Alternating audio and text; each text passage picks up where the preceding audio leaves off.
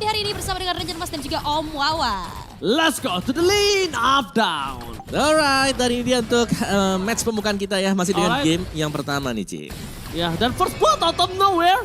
Oke, di sana dari sosok seorang Lutfi berhasil mendapatkan first blood terhadap sosok dari Udil yang berada di arah mid lane. Kondisi saat ini membuat Fnatic Onyx jadi lebih unggul, Om Wawa. Iya, secara untuk mid lane-nya memang tumbang sih di awal dari itu cukup pagi ya. Dan sangat-sangat mengejutkan juga memang karena bisa tiba-tiba tumbang. Wow, dan bahkan di sana dari Sans dia trigger Purify di early.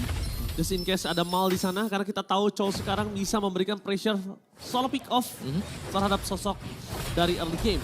Ya. Dan bahkan dua Purify udah keluar di early terlalu agresif dari tim Fnatic Onyx nampaknya. Iya, dan juga lihat di top lane-nya ya. Dimana tadi ada setup dari Kiboy yang berusaha untuk naik juga. Tapi netsnya kayaknya dia bakal bisa buat ngehold juga. Tapi dua Purify ini cukup mahal loh. Karena Turtle yang bakal spawn sebentar lagi. Fnatic Onyx mereka benar-benar harus ekstra waspada dan stay di bagian belakang. Terutama buat cewek mungkin ya. Karena cewek biasanya dia gak bakal ngebantu. Oke, Mal bakal coba dipasang tim fight 1 point kill. The power of retribution yang tidak ada membuat dari Kairi gagal untuk mendapatkan 1 point kill dari Mal. No flicker for this time. Tapi untuk chance menuju ke dalam Turtle dengan retribution yang masih available, ini punya kesempatan yang sangat besar di tangan dari Fnatic Onyx. Alright, dan setup untuk Alpha sendiri ini bakal enak banget buat Alphanya ya. Sangat cepat untuk setup di Turtle terutama. Tinggal bagaimana Yetri berhadapan dengan Lutfi juga. Karena sejauh kita melihat Lutfi ternyata secara level ini cukup unggul dibandingkan dengan Yetri. Satu level apalagi dia dapetin 1 buah point kill. Wah itu lumayan mahal. Tapi kalau Yetri ini bisa di-trigger flicker. Pertama karena udah ada final flash dan Sans punya power penalty zone untuk saat ini. Iya. Tapi nampaknya Kairi tidak ada kondisi melakukan sedikit kontes. Ditutup begitu saja. Retribution yang sangat tepat tanpa ada kontes mendapatkan 1 buah turtle dari Aimal dan kawan-kawan. Mereka memasang untuk mundur ke arah belakang karena disengage cukup berat diberikan oleh tim Fnatic Onyx. Mereka nggak mau ngelepasin 2 point kill yang hampir ada di depan mata. Wow, itu ini juga ya.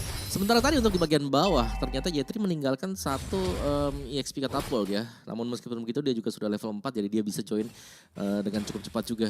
Dan ini mungkin pusat perhatian kita bakal ada di gold lane, di mana ini cukup ditemenin buat ceweknya. Tadi memang sempat dipaksa untuk purify. Oke, tapi yang cukup mengagetkan aku adalah di mana Magic Boots di awal dari Sun sih. Tapi ketika Kairi fokus terhadap seorang Mal, memberikan waktu yang banyak untuk seorang Aimal masuk ke dalam dengan adanya Spear of Alpha pertukaran 1 untuk 1 jadinya yang harus dipegang dari Fnatic Onyx malah jadi equal. Jadi sama rata. Dan itu tadi statement yang aku lihat ketika Suns menggunakan Magic Boost di awal. Itu agak cukup unik. Ini mungkin dia antisipasi atau tindakan preventif menghindari Udil. Iya.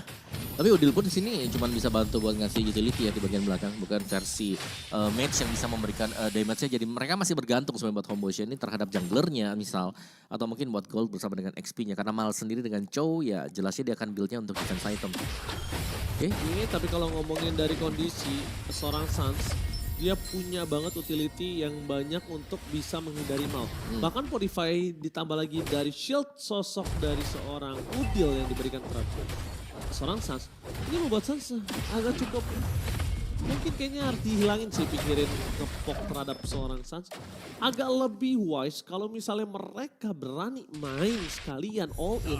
Aku lebih ke arah Lutfi. Lutfi ya, karena memang Lutfinya lumayan mandiri sih di bawah, dia selalu bisa ditinggal juga. Sans hanya ngepok sedikit saja sih. Tapi ya sekarang setup untuk turtle yang kedua ini agak berbahaya bagi Fnatic Onyx. Oke, The Wild Dragon terhadap seorang Kiboy bakal coba dimakan begitu saja. Flicker telah dikeluarkan, tapi Nets sudah terbang ke sana. Melihat Kairi yang fokus ke arah belakang, Nets akan mau, tapi Ceo akan coba maksa lebih.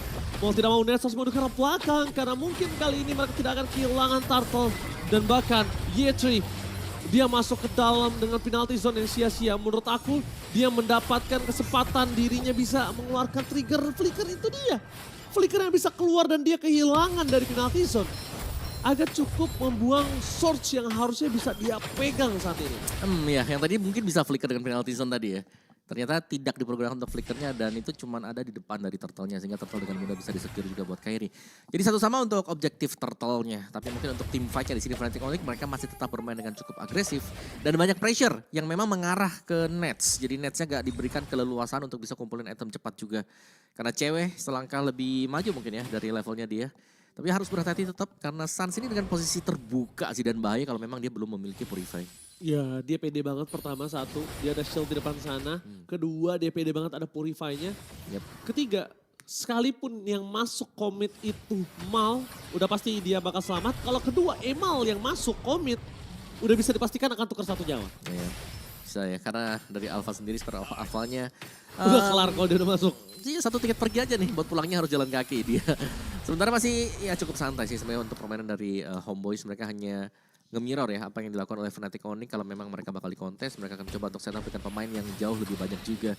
Core item sekarang sudah selesai untuk Yetri, di mana ada Queen Swing, di mana kita melihat juga dari minimapnya ini masih ada di bagian bawah ternyata buat Lutfi. Belum meninggalkan lane dia, dan ini harus berhati-hati jelas untuk Fnatic Onyx karena jangan sampai setup dari Homeboyz menang jumlah dibandingkan dengan mereka juga, dan Suns cukup agresif. Ya, tapi Kairi ketika melihat ada Udil depan sana dengan Purify, dia akan paksa. Dia akan coba dapetin 1 point kill. Cuma balik lagi Udil masih bisa selamat, tapi informasi yang diberikan adalah Udil nanti kemungkinan di dalam fight turtle ketiga ini turtle yang cukup menentukan.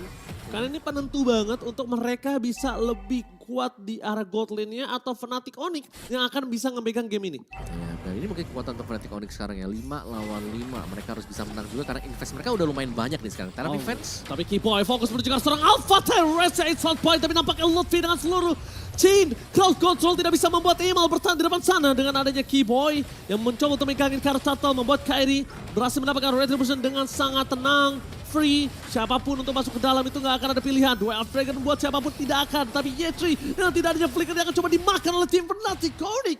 Dilahap dengan nikmat karena nggak ada flicker.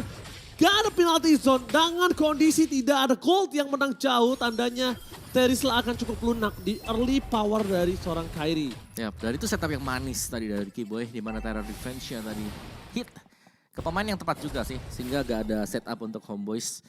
Dan juga Fnatic Onyx, mereka punya damage yang sangat cukup sekali sebagaimana kita bahas tadi, mid laner mereka Udil di sini. Bukan typically mage yang memang bisa nge-burst. Tapi dia punya utility yang memang cukup mengesalkan, tapi bisa dilawan kalau gak terlalu banyak stack di bawah kakinya kita. Berarti kalau misal kita ngelihat permainan dari Udil dengan pasif seperti ini, dia nggak bisa men-trigger, kenapa nggak dia yang main ke depan, nanti mainin Crimson Beacon dan juga Purify-nya untuk cabut setelah Kiboy-nya masuk. Atau Lutfi-nya masuk.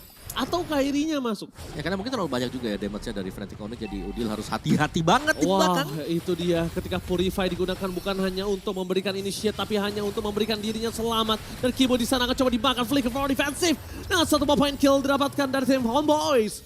Meanwhile, dari bottom lane mereka melihat ada Kairi berhasil menggerogoti seluruh turret. Dan di arah top lane, Lutfi akan coba menyaksikan turretnya pecah atau bahkan dianya bisa meng-outplay karena ini 3 lawan 1. Lutfi versus everybody coba untuk mendapatkan Udil, tapi nampaknya Sunset coming. Fokus menuju ke seorang Mau. Final Slash masih ada tangan dari Lutfi. Dan ingat, dia punya flicker. Ini akan menjadi kesempatan dan Lutfi berhasil mendapatkan Udil. Men-zoning out karena Mal. Duel dengan force save dari seorang Lutfi. Lihat, Mal yang nyelamatin Lutfi di depan sana bahkan. Kalau the way of dragon dari Malnya nggak ke arah yang salah, mungkin itu point kill untuk Lutfi.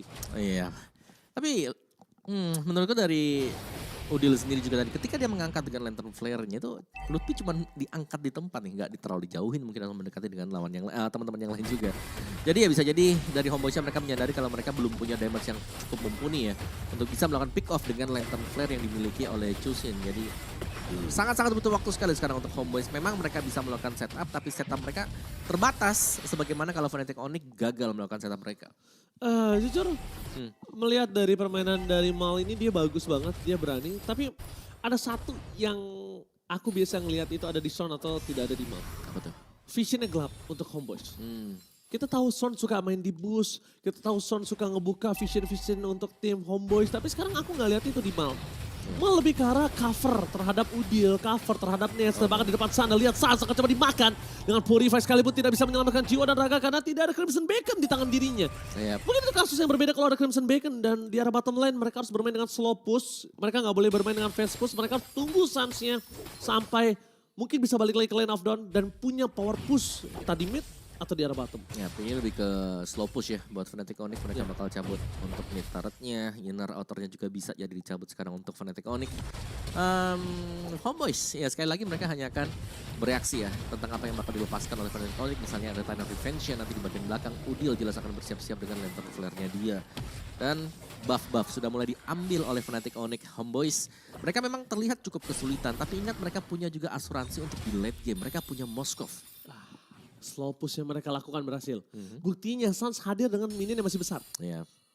Karena memang untuk Lord yang pertama cukup empuk juga ya masih ya. Yang dimaksimalkan adalah super minionnya dan mid turret outernya, innernya sudah dicabut sekarang. Ah, itu baru Lutfi beneran tuh. Lutfi! Sapu jagat kali ini kita melihat di mana gagal untuk mendapatkan apapun. Tapi para pasukan dari tim Fnatic Onyx, mereka udah bisa nge-handle dari 2 lane yang mereka dapatkan. Ini udah lumayan bagus dengan super minion yang masih bergerak di arah bottom lane. Udah pasti Homeboyz juga akan kehilangan. Gimana caranya Homeboyz mainin sentry ini akan menjadi penentu penting untuk Homeboyz. Entah dia melakukan split push atau entah dia bisa nge-contest terhadap Lordnya. Sentry-nya sekarang menjadi cukup mahal untuk dirinya. Wah, ada Bang Otot lagi Bang nonton. Otot! Bang Nongbay, Bang Otot. Ini kayak lama-lama ya. Mungkin kalau misalnya R7 balik lagi ke RRQ, bukan hanya menjadi player, dia bisa menjadi analis juga loh. Bisa ya. Dia mantan player, jago, memperhatikan seluruhnya. Nggak ada yang tahu om. Betul, betul seperti tim itu juga ya. Yang baru diumumkan ya. Nah, oke, betul. Jadi nggak ada yang menutup kemungkinan Bang Otot balik lagi menjadi seorang analis. Karena menurut aku dia punya sudut pandang yang berbeda. Tapi lihat Lutfi di sana berhasil mendapatkan Udil dengan point kill yang sangat baik. Udil nggak expect ada Kyrie di depan sana. Langsung instant fokus menuju ke seorang Yetri. Keyboy akan menahan seluruh yang diberikan. Karena dia akan memberikannya dengan flicker. Kalau Keyboy udah masuk dan menahan, tandanya dia akan ngebuka TRS dengan flicker. Dan bahkan di sana, oh my god, almost is never enough. Mal bahkan panik dengan menggunakan konsil untuk bisa menyelamatkan Nets. Oh iya, betul tadi permainan yang berbahaya dari Udil ya. Karena dia udah tahu nih di dalam rumput itu ada si Lutfi. Tapi masih diteruskan juga di poke berulang kali. Dan pada akhirnya Lutfinya keluar langsung ngejar buat Udilnya. Ya akhirnya Udil juga harus ada Kyrie. Ya nggak sih om? Dia nggak expect ada Kyrie gak sih? Tapi dia harusnya tahu sih kalau di sana minim ada 2 lah, gak mungkin cuma Lutfi ya. Dan Lutfi punya power kan memang dengan efek crowd control yang bisa diberikan tadi. Dan kalau kita lihat dari gold grafiknya ini masih cukup berimbang buat kedua-duanya sih. Bahkan lumayan menjauh sekarang ya. Condong untuk Fnatic Onyx di mana mereka berhasil untuk unggul lebih jauh lagi dengan 1 tambahan Lord yang baru saja mereka dapatkan. Dan lihat bagaimana Homeboyz sudah mulai terkurung, mereka sangat sulit untuk bisa keluar. Tinggal siapa yang bisa mengagetkan dari Homeboyz. Karena sejujurnya nih kalau ngelihat line up dari Homeboyz sendiri, mereka butuh damage yang cukup. Mereka sekarang ini cuma mengandalkan Nets yang belum berpartisipasi sama sekali. Yep.